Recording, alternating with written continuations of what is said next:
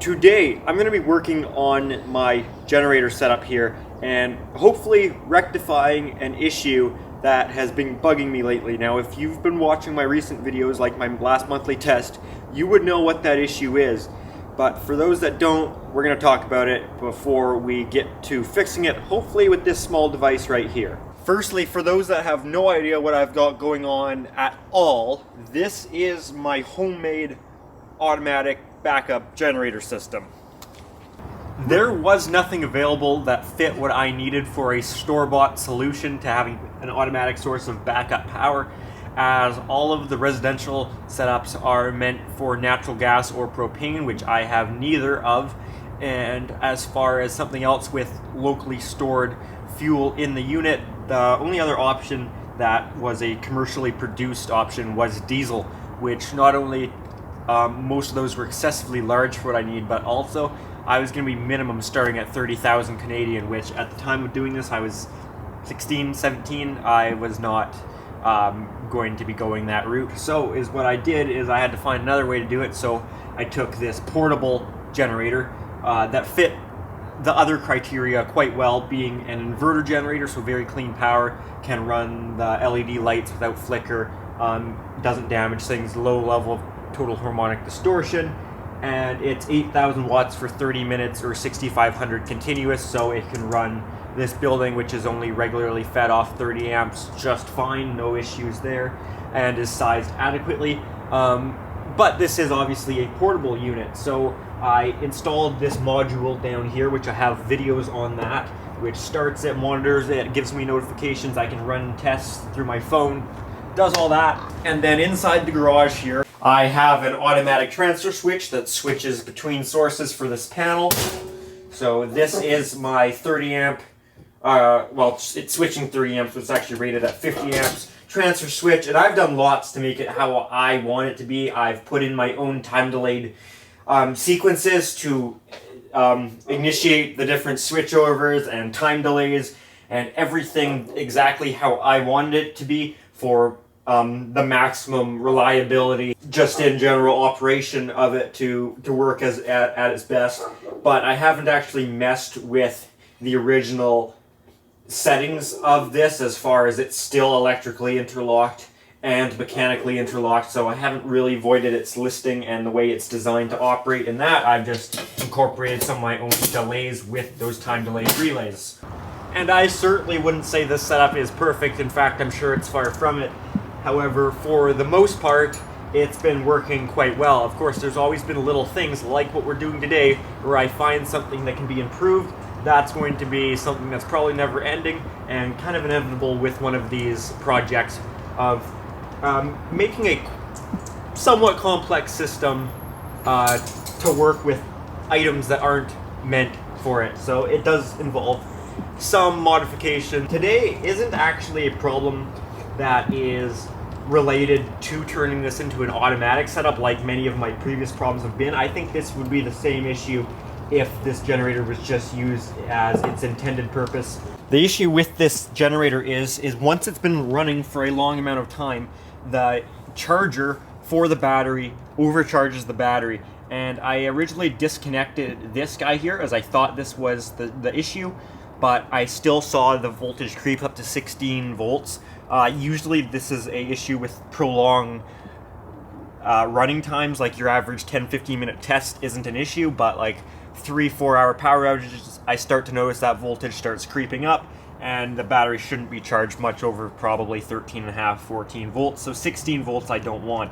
And I wanted to just disconnect the charger, whether it was a fuse I could pull or a wire I could cut. I didn't care because I do not need the charger on this, because I'm running this guy here, which is constantly keeping the battery topped off, as that is necessary because this module is constantly drawing some power to keep the module running, connection to Wi-Fi, updates, status, all of that. So it is needing power. However, I don't need the generator recharging it. So I was just gonna cut that off, and I opened this thing up, took everything apart, traced this back, which it goes to this relay or starter solenoid, not really, I don't know what you'd call it, contactor for the starter.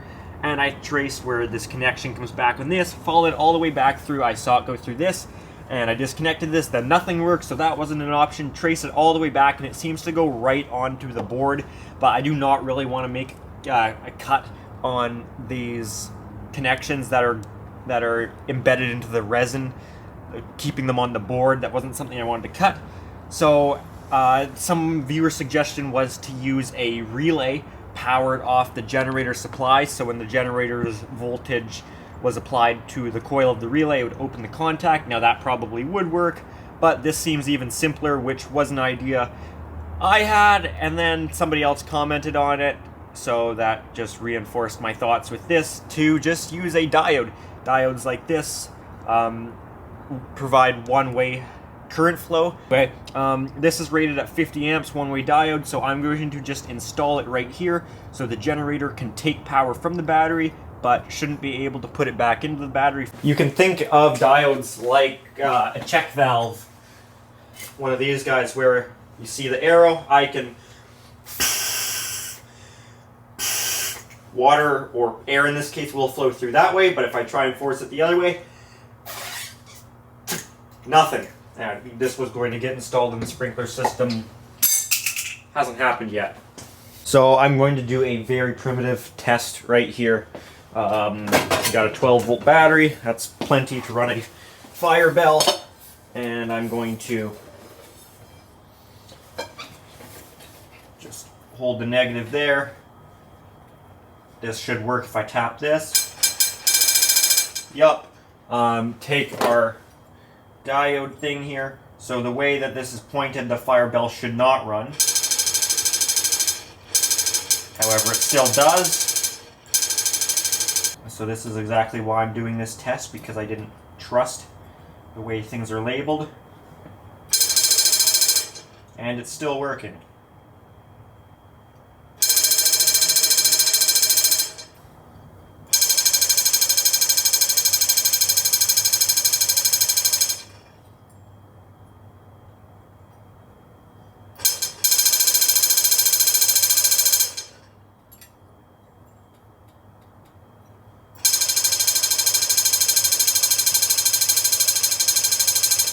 Does seem to be working less, though.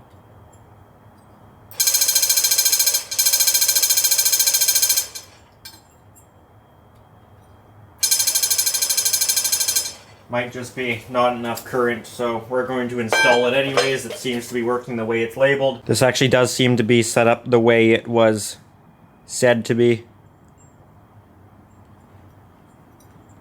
where that would be from your focus on the damn thing. This would be your source going in, and then going out in this case, so battery, and then the generator, and it should prevent charging backwards from the generator trying to push voltage or current from here into the battery. I've switched my camera to manual focus as I move around here, so if some stuff isn't in focus, that's my apologies. So I'm going to take this positive terminal off.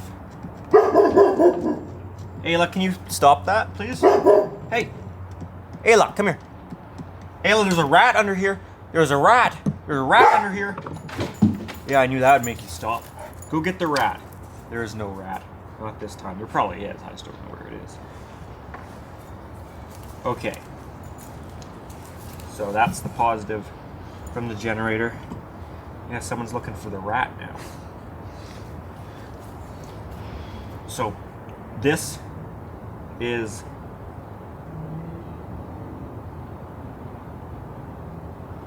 the positive in, so I'm gonna have to make up a little piece of wire here. So this is probably a little bit undersized, but whatever. If it burns up, it burns up. I don't think it will. And can't say voltage drop is gonna be much of an issue here. So I'm going to put this guy onto here, which the actual insulation on the thing comes back too far. And I'm thinking that the issue with that bell might have been it needs to just draw more current. That was the one point in my first year of electrical where I was really questioning this whole thing, was the electronics section. I'm like, what the hell is this? When am I going to need to know this? This is stupid. I'm not building circuit boards and computers. It probably was actually good knowledge. I just didn't do well at it on those tests. That was probably one of my worst subjects. Okay, so that's crimped onto there. So that guy's gonna go on there. That crimp looks way too big on here. So I'm going to actually take that off and replace it with a smaller one. Hey, let's go get the rat. Go get the cat. Go bite the neighbor's cat again.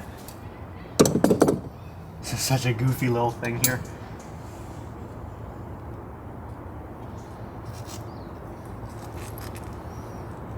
Okay, these things are a heat shrink, I think, so I'm going to shrink them down.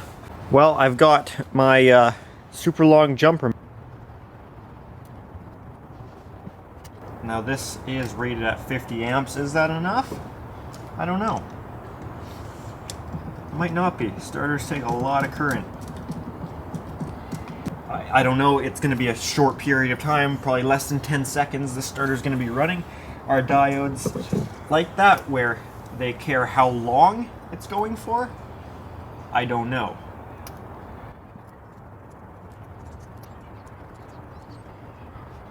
I'm gonna put it out like that to keep the connections as far away from grounding out as I can. I'm gonna wrap the thing in tape afterwards, so I'm going to actually, let me unplug the garage.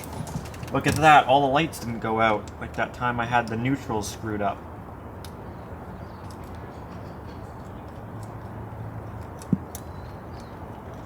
Because this thing's just soldered onto a board and there's gonna be what will be live 12-volt connections. Okay, it's not going crazy on me. Oops. Shit. Found it. Hope this little thing handles the starter. I paid like 30 bucks for it. It actually fits over that pretty freaking good. Look at that, like it's meant for it. Now I'm gonna wrap the thing up a bit because I don't like it hanging out like that. Thing's positive, so red tape seems fitting. See, it's just got all these connections on the back, and I just don't want them hitting something like ground and going crazy because this isn't fused yet, of course. I mean, I do like sparkles, things exploding. That's kind of cool, but it's cooler when it's not at my house. Things do shake around in here a lot, of course. It is a engine running, so can't really be too safe.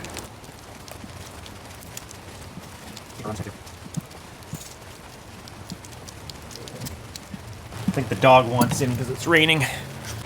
Do you want to go inside, Ayla? Is it raining? Do you want to go in?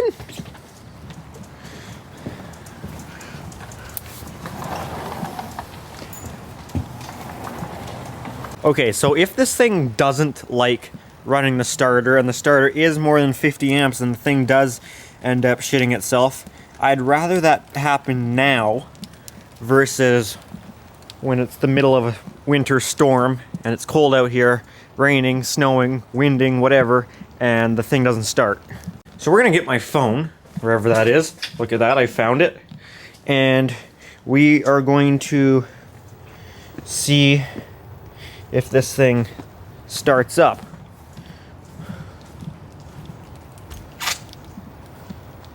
Okay, let's reset the thing just because power went off and onto the controller. Going to plug this guy back in. Alright, let's see if our little magic diode does the job here. Or if we kill it on its maiden voyage. Start. Why are you still saying you're shutting down the generator? I don't know what's going on here. Something's going on here, and I don't know what it is. This thing is being weird. I'm hoping it resets itself. Wire voltage is up to 14.8. That's kind of high too. I don't know what it's doing there. I don't know what we have our settings at. We have high cutoff. Let's set that to 15 volts. Okay, now it's seems to be back to normal. Why are you still shutting down the generator? Start the generator.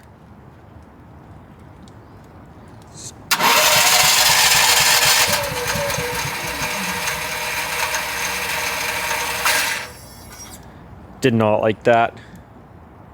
We'll try again in 10 seconds.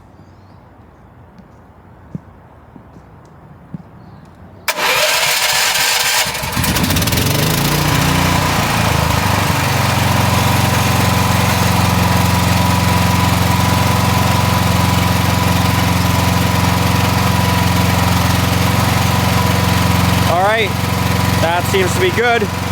Generator's running. I guess our little diode hung on there. Let it run for a little bit, watch our voltage, see if it does anything too crazy. I don't know why the starter disengaged there.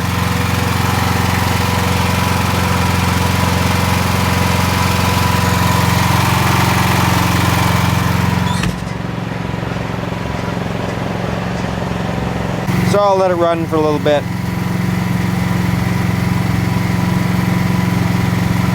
The big test will be when we have a power outage in a few weeks. Went to the dentist today, they cleaned my teeth, so they feel funny. So if I'm making weird faces, that's why. Okay, it's Nick from the future editing this. You see my teeth are still yellow.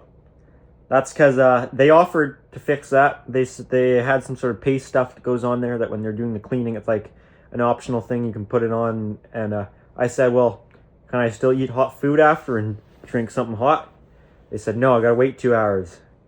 And I said, nuh-uh, I'm hungry. I want to take my ass to McDonald's and get me a burger and a hot coffee. So I declined the whitening, shining, polishing stuff. Nick needs his McDonald's. White teeth, that don't matter. Anyway, back to the video. By the way, frickin' Scooter here. I mean, I'm not going to talk crap on Apollo because they've been pretty helpful to me. They've been like sending new parts within 2 days as soon as I send pictures and videos of proof. But first things first, this controller went bad with 580 kilometers on it, where the scooter wouldn't stay off. I'd hit the off button and it would turn itself back on. So I had to put Velcro over holding the button and it would stay off. So that was the first thing to go. And then turns out that while it was being shipped to me, then the battery wouldn't charge. The battery stopped charging. So they sent me a new battery. So $900 battery, $500 controller. Obviously all covered under warranty for free. So they've been good. I'm not complaining to them. But I think their manufacturer needs some better quality control because that was all good. I had new controller in and new battery. I thought that would be the end of it. And then I went for a drive and the back motor was giving this weird pulsing, but the front motor was fine. And then it gave an E4 error code. And with this motor, as soon as this connector was plugged in, there was resistance on the motor. Like there was electrical resistance. It didn't want to spin freely like it is now. When I unplugged that, it did. So I don't know if something with the 3 phases was messed up. I tried to change the phase rotation on the front motor. That didn't like that, and you can't really on the back one since it's this molded plug.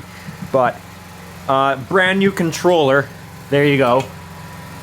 Rear motor E4. So brand new controller out of box caused problems. So I told them this. I sent them all this morning. They're now shipping me another controller. And hopefully this one works right out of the box. There's the box it came in. No good right away. Again, Apollo has been good. They've been responding good. I'm sure it's not really putting the blame on them. I think that's their manufacturer that we're getting these controllers from needs to have some better quality control, or these things should at least be tested some way before they go out, which they obviously aren't getting fully tested because I didn't mess with it and out of box it didn't work. I don't know how long this thing's been running for now, but I'll take a look. 14.75. That voltage is freaking high again though. So I don't know if this thing is gonna work.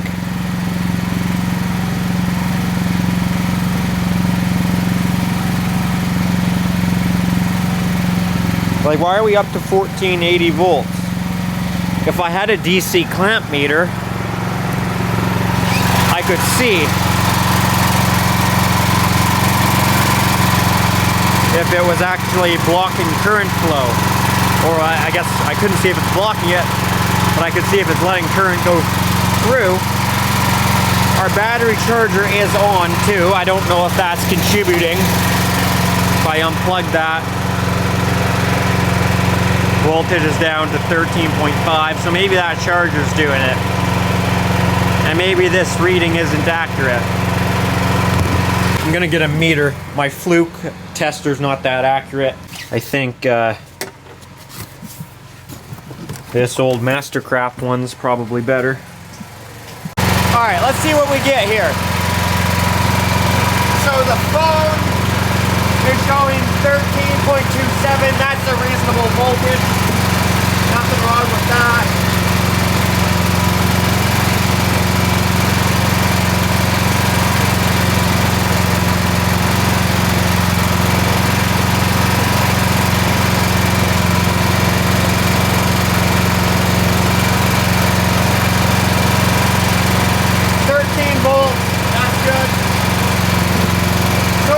Does read a little high.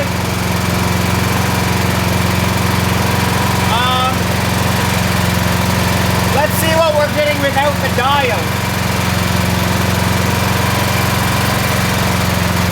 13.48 versus 12.97, again without the diode. 13.46, 12.95. So the diode does seem to be working. Let's plug the charger back in.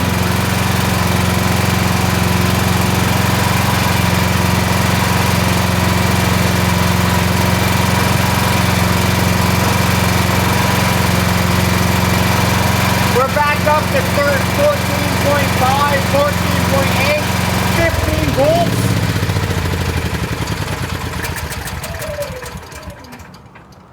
So that just shut down because this charger went to 15 volts. That's why the generator shut down on us. I don't know, I think something's up with this charger. Yeah, see, we're up to 15 volts on there. I'm sure it's coming back down now. Yeah, 14.8 volts. That's getting too high. Something's up with this charger. Like, why are you still charging at this high of voltage? So I think our diode works.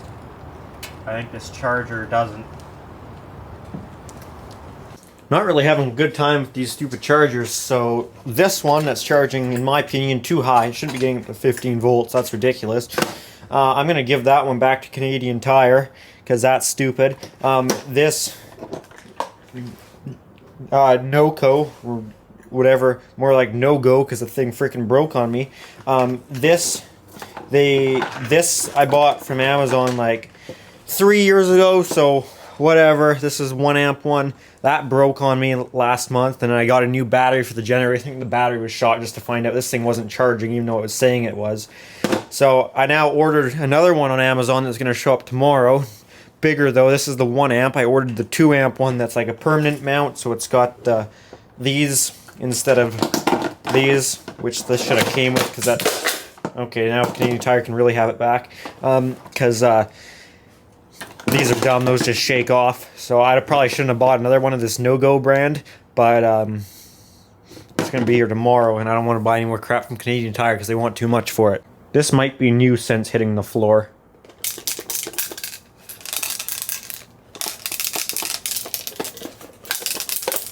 Well, I don't care. They shouldn't have sold me something that broke within 3 weeks. 3-year warranty. The thing didn't even last freaking 3 weeks. I mean, it's working. It's working too good, though. I shouldn't be charging my damn battery to 14, not even 15 volts. It's a 12-volt battery. Out of your mind? Motor Master. It's a freaking Killer Master. Gonna kill all my batteries. So assuming that thing does show up tomorrow like it said it's supposed to, it should be fine without a charger overnight. As far as this, with accusing the generator of overcharging my batteries, I think it's still true, because that last one, that NOCO, Paco, Smocko, whatever the hell the thing's called, didn't want to charge the thing at all. and the generator was still creeping up too high in voltage. The thing was getting to 16 volts, which is even higher than this last one. I saw the thing up to like 16.5, so I'm still accusing the generator of killing my batteries. But now this thing wants to kill my batteries. Everybody wants to kill my batteries, apparently. So I still think this is worth having, so the generator will stop screwing around with my batteries, and it still wants to start until the 50 amp thing's exceeded and blows up. That may still happen, I don't know. But for now, that's one of the killer's powers taken away. This door gets really stuck in the wintertime. Expands. It's so wet out here in this rainforest I live in. I did now manage to get the door shut. I already tried this this thing on other batteries, and the thing still didn't want to work. I don't know why I'm keeping the thing around. I think it's time to just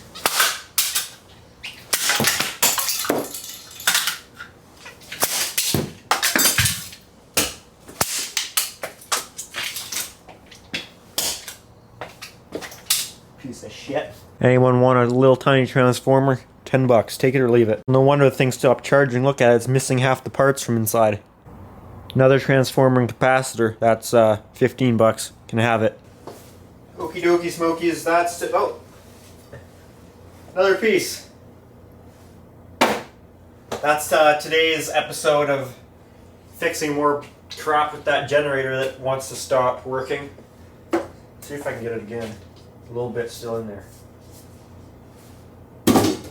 I missed. And there's coffee on the fire bells. If you're buying one of those fire bells on eBay and there's coffee on it, my bad. Anyways, that's it for this one. If you enjoyed it, give a thumbs up. If you have any comments, questions, I don't want to hear them. Just kidding. Leave them down below. I may still not want to hear them, depending what the comment is. And I do have an Instagram account. It's what's it called? Pickle700, and I have another Instagram account too, but you'll see that one if you go to my other one, so I don't even need to tell you about that one. Anyways guys, that's it for this one. Thanks for watching.